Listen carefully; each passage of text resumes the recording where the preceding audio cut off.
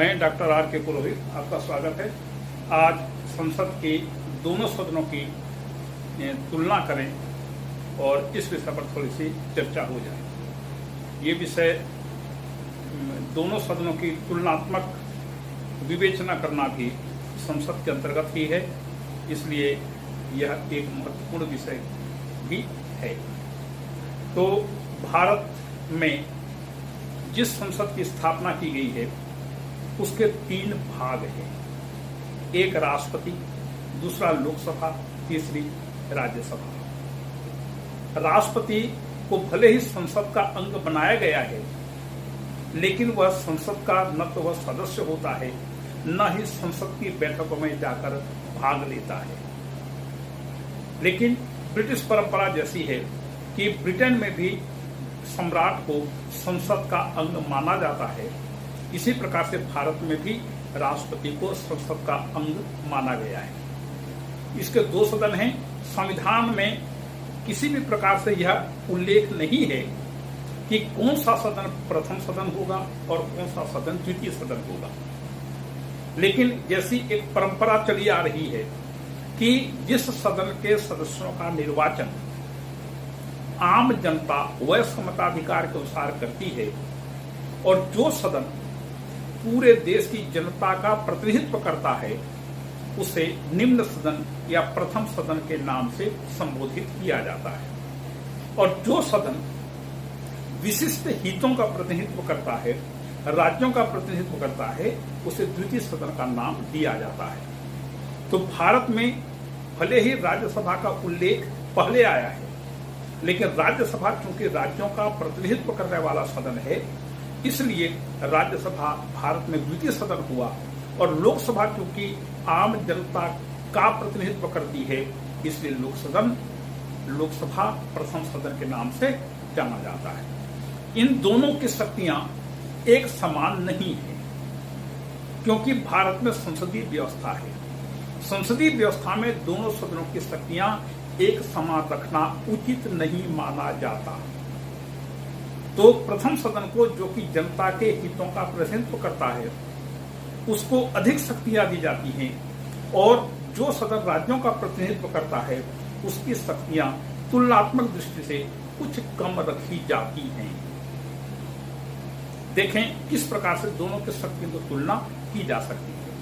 सबसे पहले है कि लोकसभा एक अस्थायी सदन है।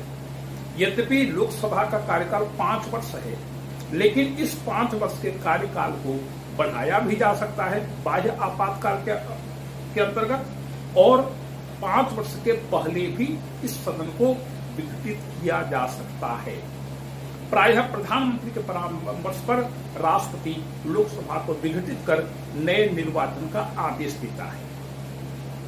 राज्यसभा से यदि इसकी तुलना की जाए तो राज्यसभा एक स्थायी सदन है। इसके सदस्यों का कार्यकाल 6 वर्ष होता है और प्रति दूसरे वर्ष 1/3 सदस्य इसके सेवानिवृत्त हो जाते हैं, और और 1/3 सदस्यों का पुनर्निर्वाचन भी होता है, और कुछ नए सदस्य भी इसके अंतर्गत निर्वाचित होते हैं। मतलब राज्यसभा को पूरी तरह से भंग नहीं किया जा सकता, जबकि लोकसभा को भंग किया जा सकता है। दूसरा, प्रत्यक्ष निर्वाचन। लोकसभा के सदस्यों का निर्वाचन प्रत्यक्ष रूप से जनता करती है वयस्क मताधिकार के आधार पर, जबकि राज्यसभा के सदस्यों का निर्वाचन अप्रत्यक्ष रूप से होता है। मतलब कि राज्यों की विधानसभाएं राज्यसभा के सदस्यों का निर्वाचन करती है। तो यह राज्यसभा के सदस्य राज्य विधानसभाओं के द्वारा निर्वाचित होते हैं। तीसरा, लोकसभा जनता का प्रतिनिधित्व करती है, जबकि राज्यसभा राज्यों का प्रतिनिधित्व करती है। चौथा, लोकसभा के सदस्यों का निर्वाचन प्रत्यक्ष निर्वाचन द्वारा वयस्क मताधिकार से गुप्त मतदान की रीति से एकल सदस्यीय निर्वाचन क्षेत्र के द्वारा होता है। एकल सदस्य निर्वाचन क्षेत्र का मतलब होता है कि किसी निर्वाचन से जितने भी उम्मीदवार खड़े हों, उसी उम्मीदवार को निर्वाचित घोषित किया जाता है जिसको अन्य उम्मीदवारों की तुलना में अधिक वोट मिले। मतलब कि प्रत्येक निर्वाचन क्षेत्र से एक ही सदस्य निर्वाचित होता है। उसको एकल सदस्य निर्वाचन क्षेत्र कहा जाता है। जबकि राज्यसभा का निर्वाचन अनुपातिक प्रतिनिधित्व प्रणाली के एकल संक्रमणी मत पद्धति के द्वारा होता है। जिस पद्धति से राष्ट्रपति उपराष्ट्रपति का निर्वाचन होता है, राज्य विधान परिषदों का निर्वाचन होता है, उसी तरीके से राज्यसभा के सदस्यों का निर्वाचन किया जाता है। फिर पांचवा है, लोकसभा का जो अध्यक्ष होता है, जिसे स्पीकर कहते हैं, वह सदन का सदस्य होता है और सदन का सदस्य होकर के वह स्पीकर के पद पर निर्वाचित होता है। यदि मान लीजिए कोई ऐसा व्यक्ति जो लोकसभा का अध्यक्ष निर्वाचित हो गया लेकिन वह सदन का सदस्य नहीं है, तो वह 6 माह के अंदर लोकसभा का सदस्य बनेगा, अन्यथा उसे अध्यक्ष का पद छोड़ना पड़ेगा। जबकि राज्यसभा का जो अध्यक्ष होता है उसे अध्यक्ष नहीं कहा जाता, उसे सभापति कहा जाता है। और सभापति पूरी तरह से सदन का सदस्य नहीं होता, किसी भी रूप में सदन का सदस्य नहीं होता, वह पदेन सभापति होता है। मूलतः वह उपराष्ट्रपति होता है, उपराष्ट्रपति के पद की शपथ लेता है, लेकिन वह राज्यसभा का पदेन सभापति के रूप में कार्य करता है। इस पदेन सभापति को जो भी सुविधाएं मिलती हैं, जो भी विशेषाधिकार मिलते हैं, सभी केवल इस नाते मिलते हैं कि वह राज्यसभा का पदेन सभापति होता है। फिर साधारण विधेयक के बारे में चर्चा करें। साधारण विधेयकों के बारे में दोनों सदनों की शक्तियां समान नहीं है। साधारण विधेयक किसी भी सदन में पेश किया जा सकता है। मान लीजिए लोकसभा में पेश किया गया, लोकसभा ने पास कर दिया, उसको भेजा गया राज्यसभा में, राज्यसभा ने यदि उसको पारित नहीं किया या इस ढंग से पारित किया जिसके बारे में लोकसभा सहमत नहीं है, या जिस रूप में लोकसभा ने पास किया था किसी विधेयक को उसी रूप में राज्यसभा ने पारित नहीं किया, तो 6 माह के अंदर राष्ट्रपति दोनों सदनों का संयुक्त सत्र बुलाते हैं। इस संयुक्त सत्र की अध्यक्षता स्पीकर करता है और इस संयुक्त सत्र में बहुमत से मतभेद के मुद्दे पर निर्णय लिया जाता है। बहुमत से मतलब कि जितना सदस्य उपस्थित हैं उनके बहुमत से उस मतभेद के मुद्दे को दूर किया जाता है। तो लोकसभा की सदस्य संख्या चूंकि राज्यसभा की सदस्य संख्या से दुगुनी से भी अधिक है, इसलिए व्यवहार में लोकसभा की विजय होती है, राज्यसभा की पराजय होती है। फिर धन विधेयक के बारे में, धन विधेयक सबसे पहले लोकसभा में पेश किया जा सकता है, राज्यसभा में नहीं। धन विधेयक पर अंतिम और पूर्ण अधिकार लोकसभा को है। स्पीकर धन विधेयक पर प्रमाण पत्र देता है, उसके प्रमाण पत्र के बिना कोई भी विधेयक धन विधेयक नहीं कहला सकता। और जब धन विधेयक लोकसभा से पारित होकर राज्यसभा में भेजा जाता है, राज्यसभा इसे केवल 14 दिनों तक रोक करके रख सकती है। इन 14 दिनों के अंदर राज्यसभा या तो विधेयक को पास करेगी, यदि उसने पास किया तो राष्ट्रपति के पास हस्ताक्षर कर भेजेंगे। यदि राज्यसभा ने उसमें कुछ संशोधन सुझाए तो इन संशोधनों को मानना या न मानना अथवा इन संशोधनों पर विचार करना या विचार न करना, ये लोकसभा की मर्जी पर निर्भर करता है। मतलब राज्यसभा धन विधेयकों को केवल 14 दिनों तक रोक करके रख सकती है, देर कर सकती है, कोई प्रभाव नहीं डाल सकती। इसके बाद वित्त विधेयक, वित्त विधेयक भी केवल लोकसभा में पेश किया जा सकता है और इस पर भी राष्ट्रपति का पूर्व हस्ताक्षर आवश्यक है। लेकिन वित्त विधेयक जब लोकसभा से पारित हो जाता है तो राज्यसभा को भी इसमें उसी प्रकार के अधिकार हैं जिस प्रकार से राज्यसभा को साधारण विधेयक पर अधिकार होता है। वित्त विधेयक सबसे पहले लोकसभा में पेश किया जाएगा, उसके पहले राष्ट्रपति का सिग्नेचर होगा। ये 2 चीजें वित्त विधेयक में विशेष तौर पर पाई जाती हैं, बाकी सभी चीजें साधारण विधेयक के समान इसमें होते हैं। तो यदि वित्त विधेयक पर राज्यसभा असहमति दिखाती है तो राष्ट्रपति 6 माह के अंदर इस पर संयुक्त सत्र बुला सकते हैं और संयुक्त सत्र में फिर बहुमत से इस विषय पर फैसला होता है। इसके बाद मंत्रिपरिषद का जहां तक प्रश्न है, संविधान स्पष्ट प्रावधान करता है कि मंत्रिपरिषद लोकसभा के प्रति सामूहिक रूप से उत्तरदायी होती है या होगी। तो मंत्रिपरिषद सामूहिक रूप से लोकसभा के प्रति उत्तरदायी होती है और इसी सिलसिले में कहा जा सकता है कि लोकसभा का मंत्रिपरिषद पर पूर्ण नियंत्रण होता है। प्रश्न पूछना, पूरक प्रश्न पूछना, सरकार के कार्यों की आलोचना करना, स्थगन प्रस्ताव और ध्यानाकर्षण प्रस्ताव, निंदा प्रस्ताव, अविश्वास प्रस्ताव, इस प्रकार के प्रस्ताव पेश करके मंत्रिपरिषद को नियंत्रित करना और अविश्वास प्रस्ताव द्वारा मंत्रिपरिषद को अपदस्थ करना, ये पूरा अधिकार लोकसभा का मंत्रिपरिषद पर होता है। इसकी तुलना में राज्यसभा को ये अधिकार नहीं होते। मतलब उत्तरदायित्व पूरा होता है मंत्रिपरिषद का राज्यसभा के प्रति भी, और राज्यसभा के सदस्य प्रश्न, पूरक प्रश्न आदि पूछ सकते हैं, ध्यानाकर्षण प्रस्ताव रख सकते हैं। इसके अलावा राज्यसभा के सदस्य मंत्रिपरिषद को पद से नहीं हटा सकते।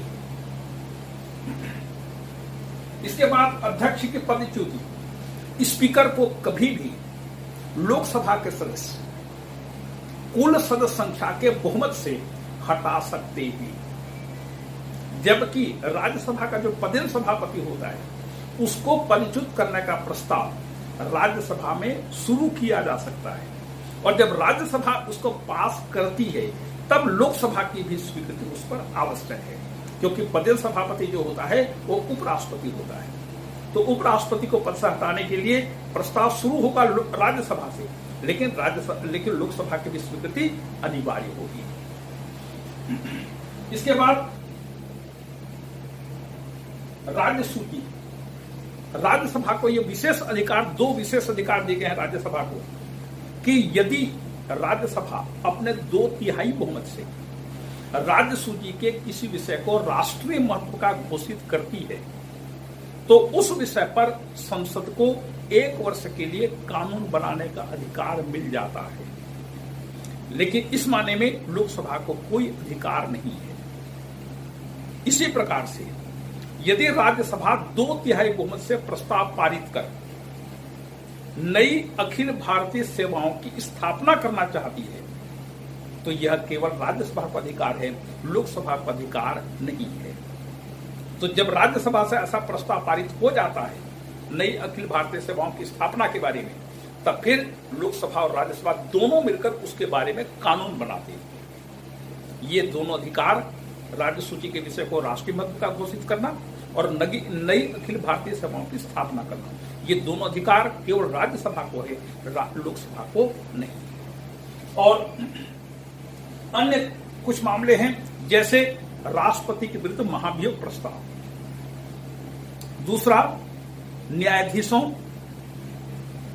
मुख्य निर्वाचन आयुक्त और नियंत्रक महालेखा परीक्षक, इनको पद से हटाने का प्रस्ताव तथा संवैधानिक संशोधन विधेयक, इन सभी विषयों पर लोकसभा और राज्यसभा दोनों को समान शक्तियां दी गई है। मतलब ये प्रस्ताव किसी भी सदन से शुरू हो सकते हैं। एक सदन जब पारित हो जाएगा तो दूसरा सदन उसकी जांच करेगा। महाभियोग प्रस्ताव या पद से हटाने का प्रस्ताव एक सदन पारित करेगा, पारित करके दूसरे सदन में भेजेगा, दूसरे सदन में उसकी इंक्वायरी होगी और इंक्वायरी करने के बाद संबंधित व्यक्ति अपना बचाव करेगा और फिर अंत में मतदान होगा। तो इस मामले में दोनों सदनों की शक्तियां समान है कि इनको पद से हटाने का प्रस्ताव किसी भी सदन से शुरू किया जा सकता है। इसी प्रकार से संशोधन विधेयक जो भी होते हैं, संशोधन विधेयक के बारे में भी दोनों सदनों की शक्तियां समान है कि संशोधन विधेयक दोनों सदनों से पारित होना अनिवार्य है। यदि संशोधन विधेयक पर लोकसभा द्वारा पारित संशोधन विधेयक यदि राज्यसभा अस्वीकृत कर देती है तो या तो लोकसभा को मानना पड़ेगा अथवा वह संशोधन विधेयक ही निरस्त हो जाएगा। तो संशोधन विधेयक के बारे में दोनों सदनों की शक्तियां समान है। तो इस प्रकार से ये लोकसभा और राज्यसभा की तुलना हुई और इसके साथ ये संसद का तुलनात्मक अध्ययन हो गया। अब एक महत्वपूर्ण प्रश्न पर आते हैं, वह है क्या भारत में संसद संप्रभु है? तो भारत में संविधान लिखित है, और जहां कहीं भी संविधान लिखित होता है वहां संसद संप्रभु नहीं हो सकती। सीधी बात है, क्योंकि संविधान का मतलब होता है कानूनों का संग्रह, और जहां कहीं भी कानून होंगे इन कानूनों के द्वारा विभिन्न संगठनों पर मर्यादाएं स्थापित की जाती है, उसके कार्यों की गतिविधियों की सीमाएं निर्धारित की जाती है। तो जहां कहीं भी संविधान है वहां कोई भी संसद संप्रभु नहीं हो सकती। संसद की संप्रभुता का अर्थ क्या है? संसद की संप्रभुता का मतलब होता है संसद अपनी मर्जी से किसी भी प्रकार का कानून बना सकती है। उन कानूनों को कोई भी न्यायालय भी अवैध घोषित नहीं कर सकता। और जहां पर संसद की इतनी अधिक शक्तियां होती हैं कि वह किसी भी प्रकार का कानून बना सके, उसके कार्यों पर कोई प्रतिबंध न हो, उसके ऊपर कोई न हो, उस व्यवस्था को संसद की संप्रभुता वाली व्यवस्था कहते हैं। और इसका दुनिया में केवल एक उदाहरण है और वह है इंग्लैंड की संसद। 1688 में रक्तहीन क्रांति के बाद जब नए ब्रिटिश सम्राट विलियम तृतीय और मेरी तथा संसद के बीच समझौता हुआ, उस समझौते के अंतर्गत यह व्यवस्था की गई कि संप्रभुता संसद में निहित होगी। तो सम्राट, House of Commons, House of Lords, ये तीनों मिलकर के संसद का निर्माण करते हैं इंग्लैंड में। और इन तीनों को संयुक्त रूप से कहा जाए तो यह संसद बनती है, और उस संसद में इंग्लैंड की संप्रभुता निहित है। बाकी दुनिया के जितने भी प्रजातांत्रिक देश हैं, जहां कहीं भी संविधान लिखित है वहां पर संसद संप्रभु नहीं हो सकती। भारत में भी संसद संप्रभु नहीं है। क्यों? क्योंकि संसद जो कानून बनाती है उन कानूनों का परीक्षण करने का अधिकार सर्वोच्च न्यायालय को प्राप्त है। दूसरे शब्दों में न्यायपालिका न्यायिक पुनर्विलोकन की शक्ति का प्रयोग करते हुए संसद के कानूनों का परीक्षण करती है, और यदि न्यायपालिका यह पाती है कि संसद का कोई कानून संविधान के विपरीत है तो सर्वोच्च न्यायालय उसे अवैध घोषित कर देती है। सर्वोच्च न्यायालय उसे अवैध घोषित कर देता है। इसे न्यायिक पुनर्विलोकन कहते हैं। तो चूंकि संसद के कानूनों को अवैध घोषित करने का अधिकार सर्वोच्च न्यायालय को है, इसलिए सर्वोच्च न्यायालय यहां पर प्रमुख हो जाता है।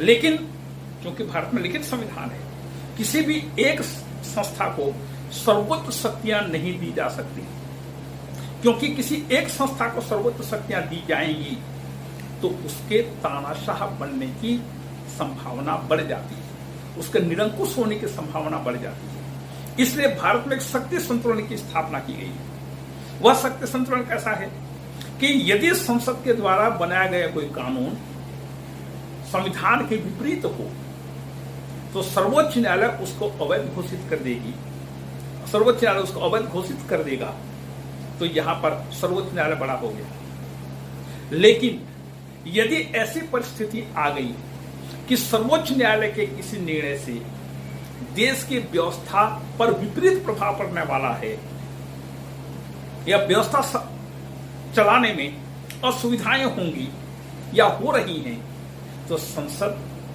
कानून बना करके सर्वोच्च न्यायालय के उस निर्णय को बदल सकती है, शून्य घोषित कर सकती है। जैसे 1967 में जब गोलकनाथ मुकदमे का फैसला सर्वोच्च न्यायालय ने सुनाया था और यह कहा था कि संसद को मौलिक अधिकारों में संशोधन का अधिकार नहीं है, तो संसद को असुविधाएं होने लगी, जिससे शासन का जो उद्देश्य था लोक कल्याणकारी राज्य की स्थापना करना, इस मार्ग में अनेक प्रकार की बाधाएं आने लगी। और तब संसद ने 24वां संशोधन विधेयक पास करके यह व्यवस्था की कि संसद को पूरे संविधान में किसी भी प्रकार का संशोधन करने का अधिकार है। तो इस प्रकार से 24वां संशोधन के द्वारा संसद ने सर्वोच्च न्यायालय के गोलकनाथ मुकदमे के निर्णय को पलट दिया था, शून्य घोषित कर दिया था। इसके बाद सर्वोच्च न्यायालय ने एक बात और कही, 1973 में जो केशवानंद भारती का मामला पहुंचा, तो केशवानंद भारती के मामले में सर्वोच्च न्यायालय ने यह कहा, ठीक है, संसद संविधान में संशोधन कर सकती है, लेकिन वह संविधान के मूल ढांचे में कोई परिवर्तन नहीं कर सकती, मूल ढांचे को परिवर्तित नहीं कर सकती। तो अब भारत में संसद पर सबसे बड़ा प्रतिबंध है कि वह संविधान के मूल ढांचे को परिवर्तित नहीं कर सकती, और मूल ढांचे की रक्षा करना सर्वोच्च न्यायालय की जिम्मेदारी है। सर्वोच्च न्यायालय ने उसे अपने हाथ में ले लिया है, कैप्चर कर लिया है कि मूल ढांचा क्या है वो हम बताएंगे, आप संविधान संशोधन करिए, कानून बनाए, जो काम करना है करिए, लेकिन यदि हमारे पास कोई मामला आया और उसमें मूल ढांचे को आपने प्रभावित किया या आपके कानून या व्यवस्था ने प्रभावित किया, तो हम वहां पर उस कार्य को अवैध घोषित कर देंगे। तो इस प्रकार से देखते हैं कि भारत में व्यवस्थापिका और न्यायपालिका के बीच एक संतुलन की स्थापना की गई है। इसी के साथ आज का व्याख्यान समाप्त हुआ।